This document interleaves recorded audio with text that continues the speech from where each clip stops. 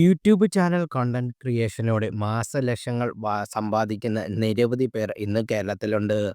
അവരിൽ ഏറ്റവും കൂടുതൽ സബ്സ്ക്രൈബേഴ്സ് ഉള്ളത് ഫാമിലി ബ്ലോഗിങ്ങിലൂടെ യൂട്യൂബിൽ പല റെക്കോർഡുകളും സൃഷ്ടിച്ച് കണ്ണൂർ സ്വദേശിയായ കേലബ്രോ ബൈജു റിതിക് എന്ന യൂട്യൂബറാണ്. 80 മില്യൺ സബ്സ്ക്രൈബേഴ്സാണ് ഇവരുടെ യൂട്യൂബ് ചാനൽ ഉള്ളത്.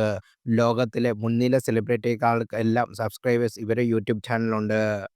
കർണാടക സ്വദേശിനി കവിതയാണ് ബിജുവിന്റെ ഭാര്യ. ബിജുവും കവിതയും മകൻ ഋതിക്കും ബന്ധുവായ പെൺകുട്ടി അനുവും എല്ലാമാണ് ചാനലിലെ താരങ്ങൾ.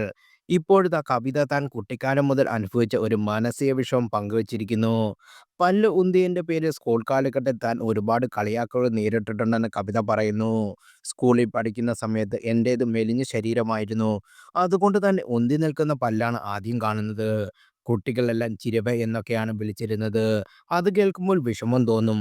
പല്ല് ഉള്ളിലേക്ക് ആകാനുള്ള ശ്രമത്തിന്റെ ഭാഗമായി അതിനുശേഷം ഞാൻ ചുമരിൽ മുഖം ചേർത്ത് വെച്ച് പല്ല് ഉള്ളിലേക്ക് തള്ളാൻ ശ്രമിക്കും. പക്ഷേ പല്ല് പൊട്ടിയെന്ന് അല്ലാതെ മറ്റു പ്രയോജനം ഒന്നും ഉണ്ടായില്ല. എനിക്കുള്ളതുപോലെ തന്നെ മൂത്ത മോൻ്റെയും അല്പം പല്ലും പൊന്തിയാണ് ഇരിക്കുന്നത്. എന്നെ കളിയാക്കുന്നത് പോലെ അവനെയും കുട്ടികൾ കളിയാക്കുന്നുണ്ടോ എന്ന വിഷമം എനിക്കുണ്ട്. പല്ല് ഉന്തിയതായതുകൊണ്ട് ആൾക്കാർക്കിടയിൽ വെച്ച് ചിരിക്കാൻ എനിക്ക് മടിയാണ്.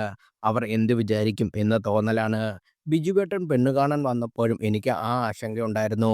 പല്ല് പൊന്തിയതുകൊണ്ട് ഇഷ്ടപ്പെടാതെ പോകുമോ, വിവാഹം നടക്കില്ലേ എന്ന്. എൻ്റെ കല്യാണം നടക്കുമെന്ന് പോലും ഞാൻ ഒരിക്കലും ചിന്തിച്ചിരുന്നില്ല. പല്ല് പൊന്തിയ എന്നെ ആര് കല്യാണം കഴിക്കുമെന്നാണ് ഞാൻ ചിന്തിച്ചിരുന്നത്.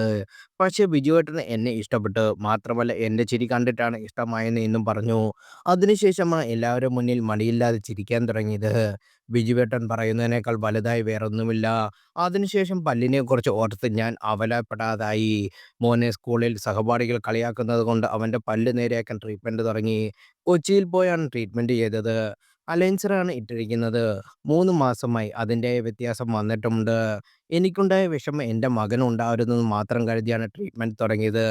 നമുക്കുള്ള കുറവുകൾ ദൈവം തന്നത് വരമായിരിക്കും. പക്ഷെ നമ്മൾ അതൊരു കുറവായി നാണക്കേടായി കരുതും. അതിൻ്റെ ആവശ്യമില്ലെന്ന് ബിജുവേട്ടൻ പറഞ്ഞ ശേഷമാണ് ഞാൻ മനസ്സിലാക്കിയത്.